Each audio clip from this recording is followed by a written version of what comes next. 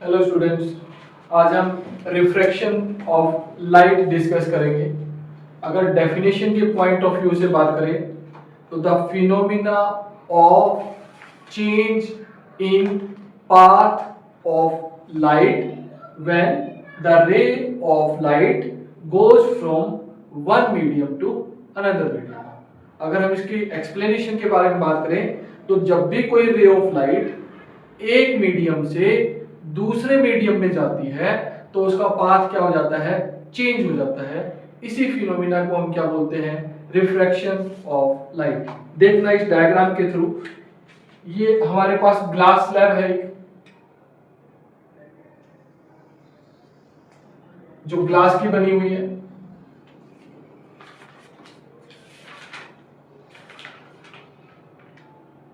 ये glass slab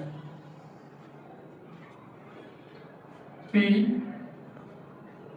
Q R S, और ये कोई ray of light A B जो बी पॉइंट पे इंसिडेंट करेगी। जहां इंसिडेंट करेगी उस पॉइंट पे हम एक नॉर्मल ड्रॉ कर देंगे।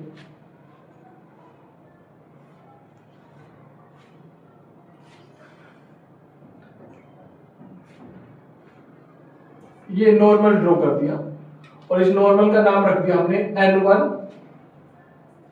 N2।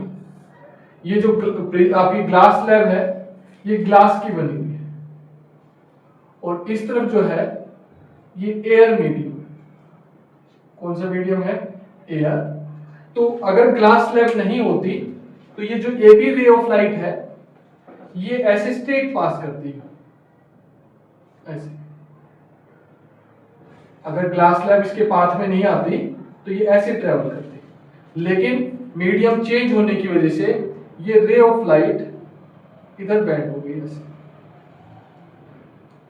इस पॉइंट का नाम बी और ये इसके अकॉर्डिंग बेंड हो गई। हम यहां पे फिर एक और नॉर्मल ड्रॉ करेंगे।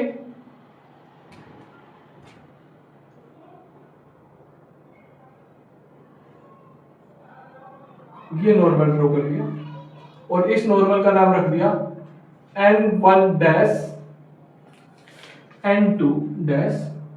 अब जो रे ऑफ लाइट थी ये स्ट्रेट ट्रेवल करना था, इसको ऐसे ऐसे ट्रेवल करना था, लेकिन अब ये ऐसे रिफ्लेक्ट हो गई। और ये वाली जो रे ऑफ लाइट है ये स्ट्रेट ही ट्रेवल करती है यहाँ। तो इस जो ये आपका सी डी हो गया, इस रे ऑफ लाइट को बोलते हैं हम इंसिडेंट रे।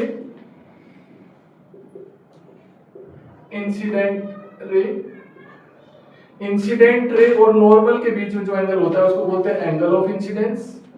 ये वाली जो रे है इसको बोलते हैं रिफ्रैक्टेड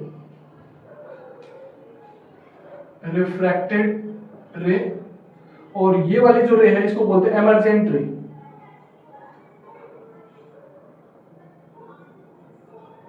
रिफ्रैक्टेड रे और नॉर्मल के बीच का जो एंगल होता है उसको बोलते हैं एंगल ऑफ रिफ्रैक्शन, और एमर्जेंट रे और नॉर्मल के बीच का जो एंगल होता है उसको बोलते हैं एंगल ऑफ इमर्जेंस। अब आप देखिए, हमारे पास एक ग्लास स्लैब PQRS थी, उस पे एक ray of light AB B point पे इंसिडेंट की। ये एयर मीडियम है, इसके ऊपर नीचे क्या है, ग्लास मीडियम।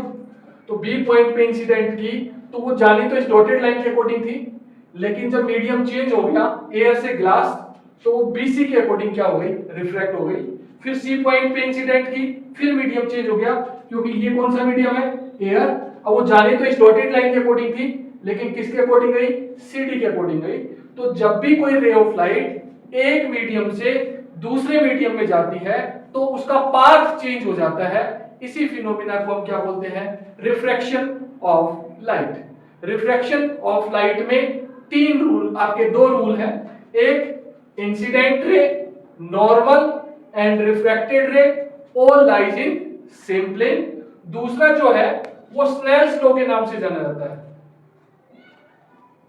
एक स्नेल्स लॉ कई बार वैसे भी क्वेश्चन में पेपर में पूछ लिया जाता है कि व्हाट इज स्नेल्स लॉ। तो वो स्टेट करता है कि the ratio of sine of angle of incidence to the sine of angle of r equals to constant. Snell's law की स्टेटमेंट सुन लीजिए, क्या स्टेट करता है? It state that the ratio of sine of angle of incidence to the sine of angle of refraction is constant. ये आपका Snell's law state करता है। इसी में एक और क्वेश्चन पूछ लिया जाता है कि what is the cause of refraction?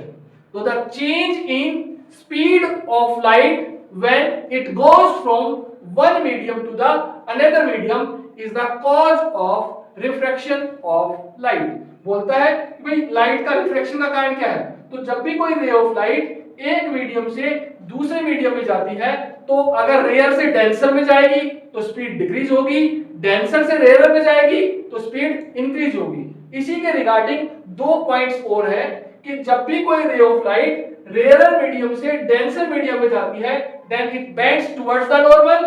When the ray of light goes from denser medium to the rarer medium, then it bends away from the normal। तो ये रिफ्रैक्शन के रिगार्डिंग कुछ बेसिक चीजें थी जो आपको समझ में आ गई होगी। Thank you.